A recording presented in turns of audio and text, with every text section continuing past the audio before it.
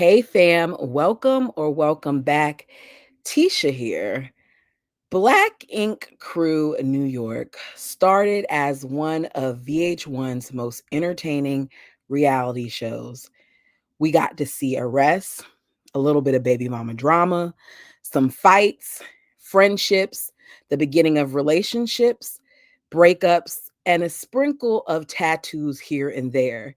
I don't know about you guys, but the show had me at one point in a chokehold. But over 10 seasons, the show went from this fresh, exciting look inside of a tattoo shop in Harlem to a series that included a lot of controversy, some drama with the cast, arrests, and finally, the shocking firing of one of its stars, if not, the main star, in my opinion, Caesar Emanuel.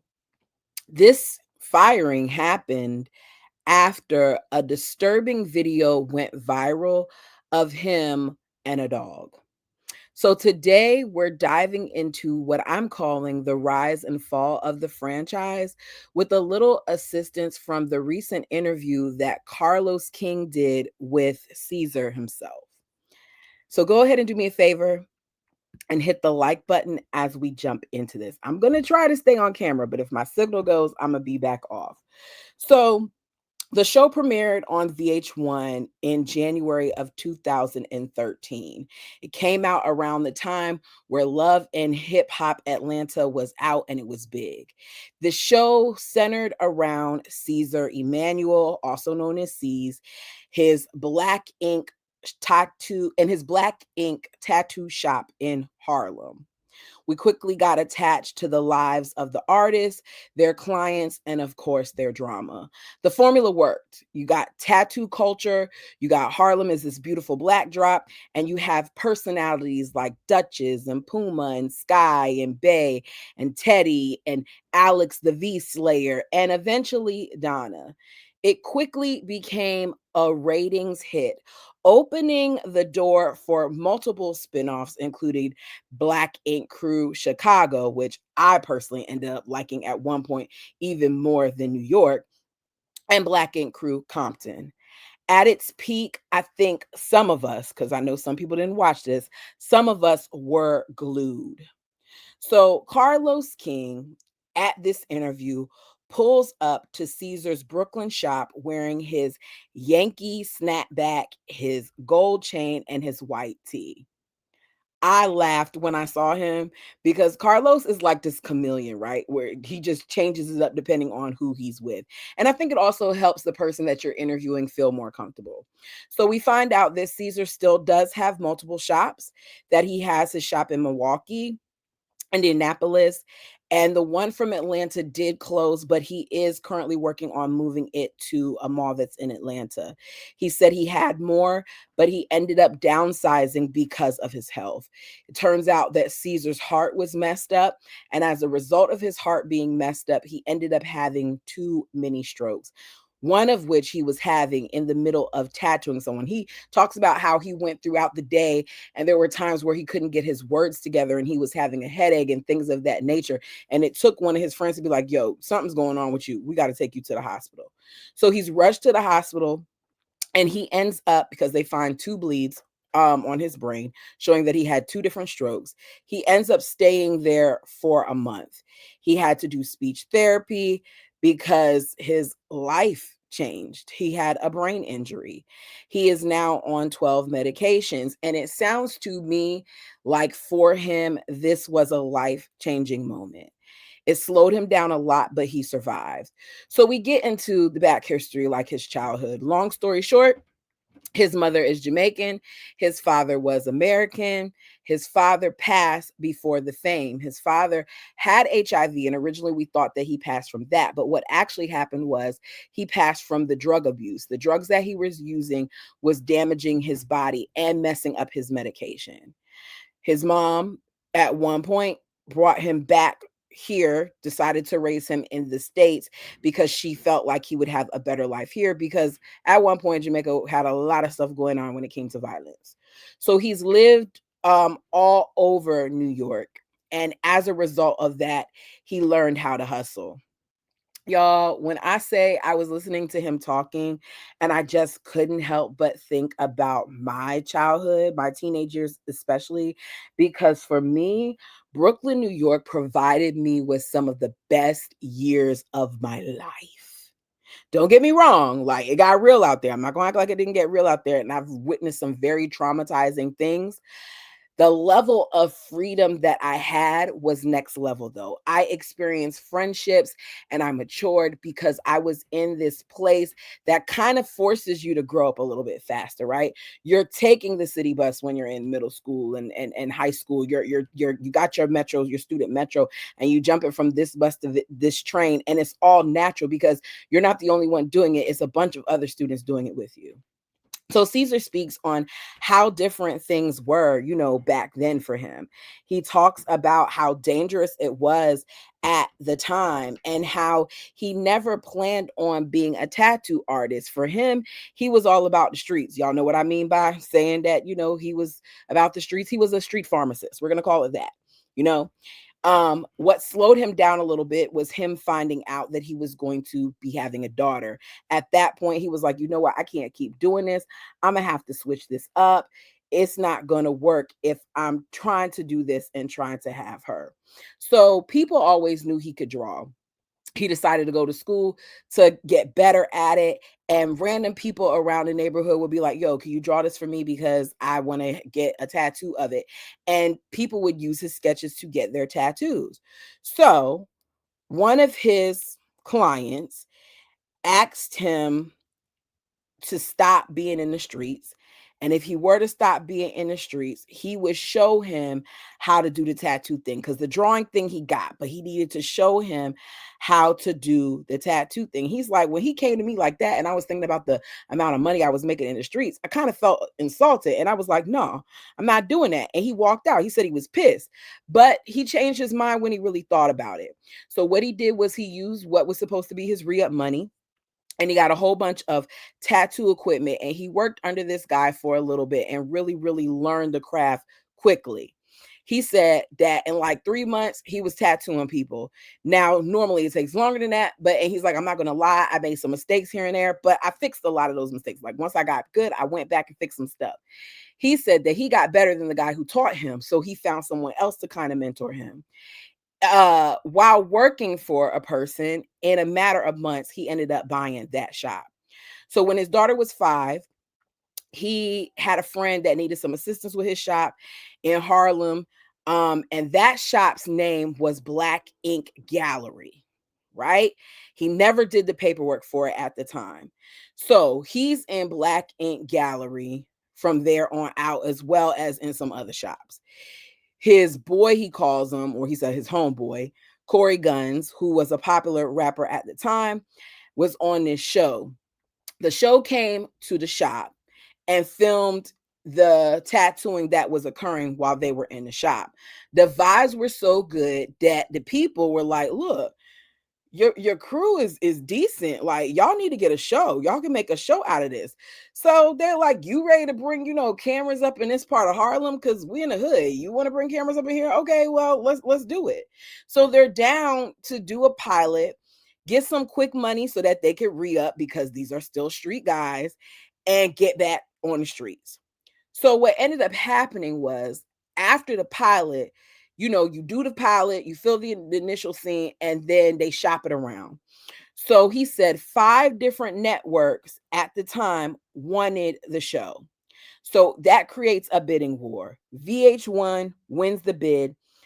The owner of the shop, right around this time where they find out they're going to be on TV, disappears. Caesar did not own the shop. They're about to start filming, and he doesn't even know what's going on because he can't get in contact with the owner. The landlord appears, tells them, like, look, y'all got to go. Y'all getting evicted. You got a week to get out. So they end up getting kicked out. Caesar's in the projects tattooing people. He talks to the landlord guy. The landlord guy's like, look, if you want to get back in here, I need $20,000. That will get y'all paid up from the past due stuff and take care of y'all moving back in. So Caesar, for a month, is tattooing in the projects, and he ends up raising a little over $19,000. And he's able to get back in the spot as well as secure the show. He says that the show became even bigger than what he ever thought it was going to be, to the point where at one point they were number 2 across all platforms. That is a big deal. That means that they were even bigger than Bravo, y'all. Let that sink in. Number 2 across all platforms. Now, I don't know who held the number 1 spot, but that means that they were in competition, not with just Love and Hip Hops of the world, but of the Real Housewives of the world. That's a big deal. So he said for him, he realized like how good they were or how well they were doing once he found out that they beat out Love and Hip Hop Atlanta. So during all this, he's on and off with his relationship with Duchess. We know that that was a huge storyline that hooked us. One thing that I did like about this interview is that he spoke about Duchess, but he didn't go in the way that I thought he would have went in this interview. I don't know if he would talk to somebody beforehand or what, but Caesar does seem a lot more calm, more calculating, slower to anger, because the OCs will be cussing you out and doing whatever else, and he just didn't seem to be on that tip here.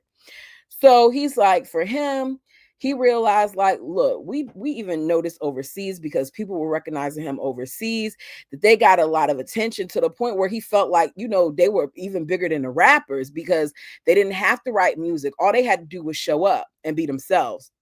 So people are in his DMs and things of that nature. He claims, now I don't know if I believe this. Y'all tell me if you believe it. He claims that he never cheated on Duchess, that he thought at the time that he was really going to marry Duchess. He saw himself spending forever with her. He feels like one of the reasons why they broke up is because of fame. Now he says that she changed, but I think that he changed as well. He said she stopped being, the sweet Southern girl, to somebody who was angry and who was depressed, and they argued a lot. And she wanted him to leave New York at some point and come with her to North Carolina, or was it Charlotte? To Carolinas. And I know it's not the same. And he couldn't take it. I personally think that he could not handle her becoming her own boss. I think that they were bumping heads left and right. I do not think that his ego can handle it. And he kind of said it himself. He kind of said, we can't both be bosses. And Carlos said something along the lines of, you can't both be alphas. I've seen two business-minded people. I have some friends that are entrepreneurs, a husband and wife team. And when I say they both are dope at it and they respect and help one another, they do. I think it can happen with the right pair. I think when you're dealing with business, you got to learn how to turn it off when you get home. And it seems like for them, they couldn't turn it off. So he claims that what she would do was they would get home, they be talking, and she be giving him unsolicited advice about his business. And he didn't want to hear it because he had been in business longer than she had. That's that ego. And he said he just felt like it became toxic. He does admit that now looking back at it, if they were to do some type of therapy or something like that, it might have helped them and they might have been able to make it work, because she did teach him things. She did have him writing down words and looking up stuff, and kind of, she was a little business savvy on certain things. And now he finds himself being attracted to intelligent women. For him, it's no longer just about looks, it's about your brains as well. So you can correct me if I'm wrong. I think she left around 2017. He said it was after 5 seasons. It was messy. He said that out of all the things that were out there, all the things that she said about their breakup, what bothered him the most was her accusing him of DV, because DV was something that he says he never did. He says there were times that she put her hands on him, but he never put her hands on her. I can see that happening, but I'm not one to accuse a woman of lying about that. I hope she wouldn't lie, but I don't know. So, of course, behind the scenes, there's allegations and lawsuits and all these other things going on. While we're here, let's talk about his daughter. So in January 2021, I believe it was, Cheyenne was probably like 16. She accused her father on social media of physically A-ing her, saying that he pulled her out of the shower, kicked her, and stomped on her like a dog in the street. Her words. Police were called out. Now, he says that the police were called out. They did their investigation, not only in Florida, but also in New York, and he was found not to be guilty of anything, and they got dismissed or whatever. Her mom, Cheyenne's mother, Crystal, said it was true. Here's the thing about Crystal. I don't know if I can believe Crystal or not, because Crystal, over the years, always wanted C's. And I think that when she got her jaw reconstructed, she thought that it was going to be her opportunity to get back with him. And he never wanted to go back there.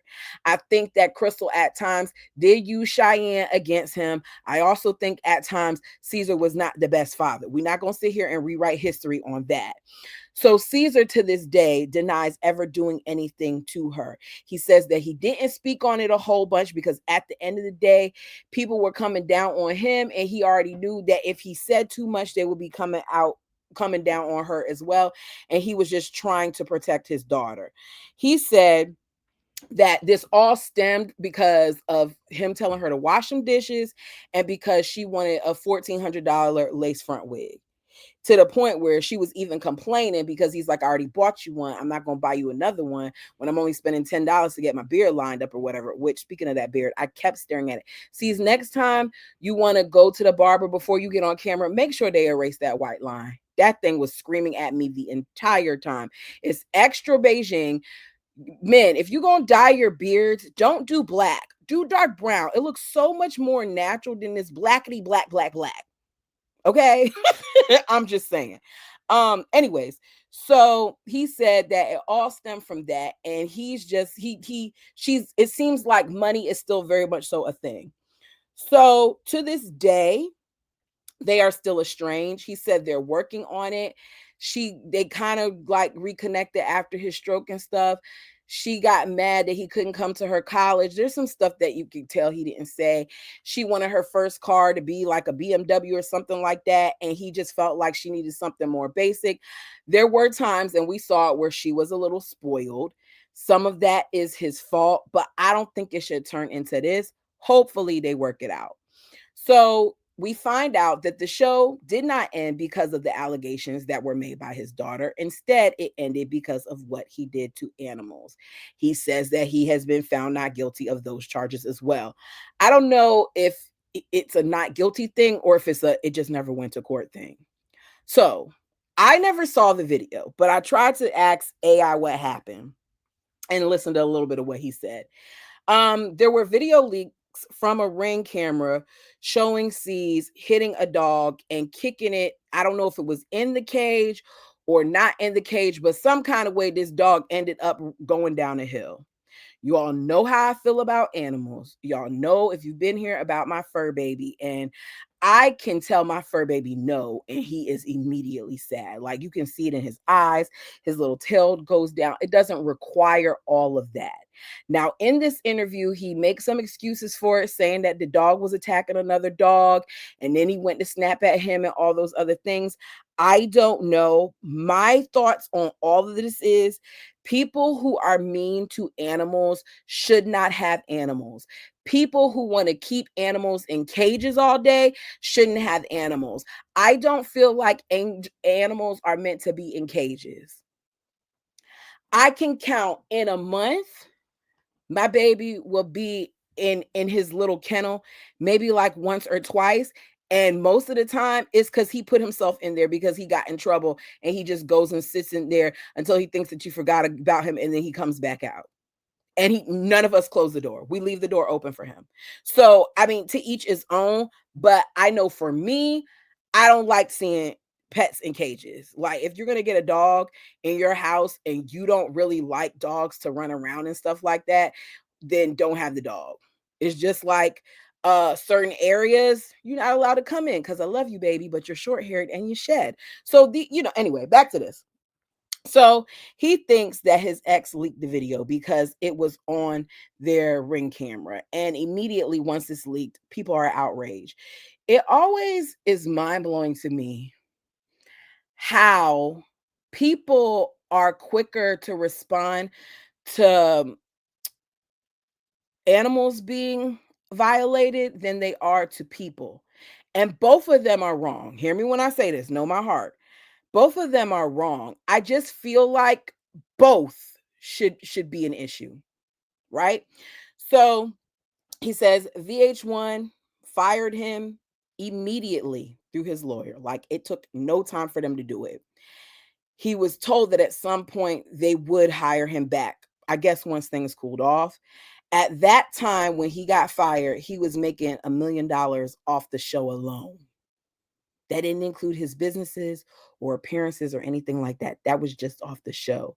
Some of these people were making money. He says at that point, he needed rest. And one thing that he did learn about this situation is it allowed him to see who's for him. Like when you're up, it's real easy to have people around you. But what is it like when you're down? So he said, because Carlos asked him if he wants to like get a redemption arc or something like that. And he says all he wants to really do is show people he's changed, not tell them, but show them.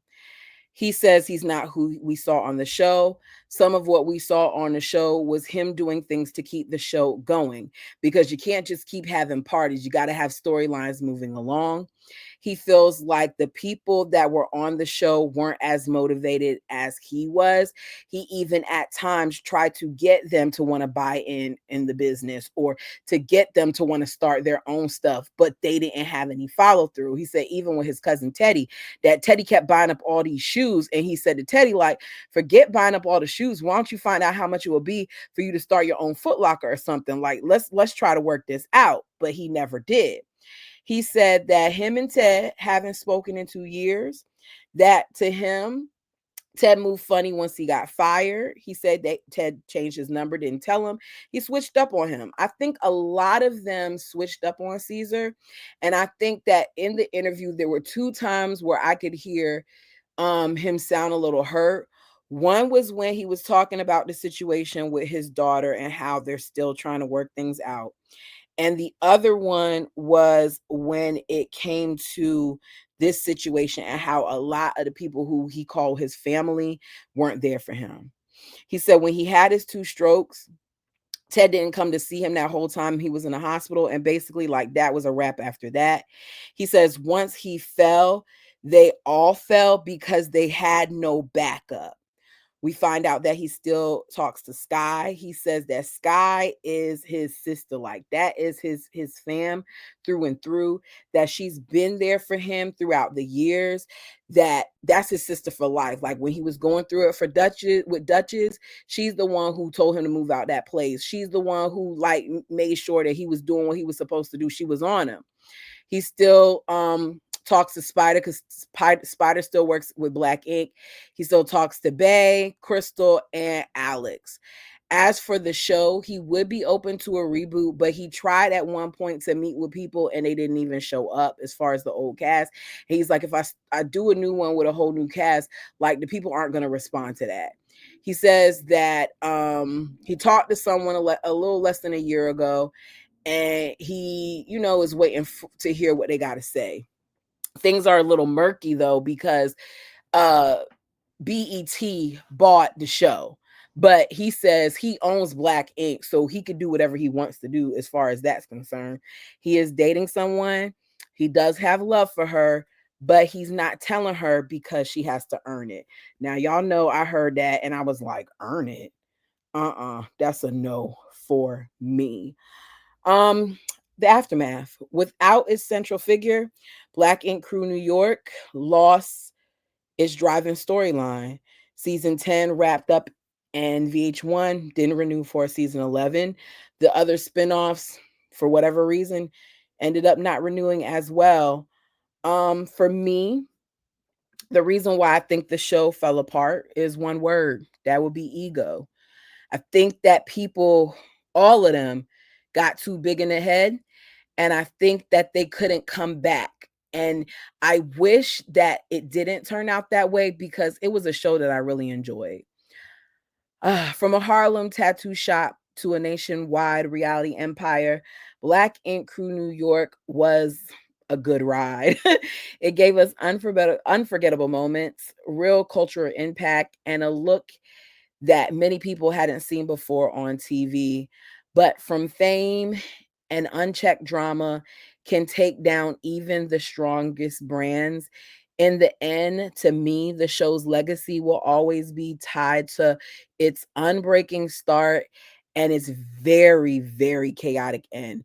And I'm saying that because of the way Caesar left. Now, by the time Caesar left, I wasn't really watching the show. I do remember hearing about it in the vlogs and things of that nature. So I guess my question is, do you guys feel like the fall of Black Ink was inevitable, or do you think that it could have survived without Caesar?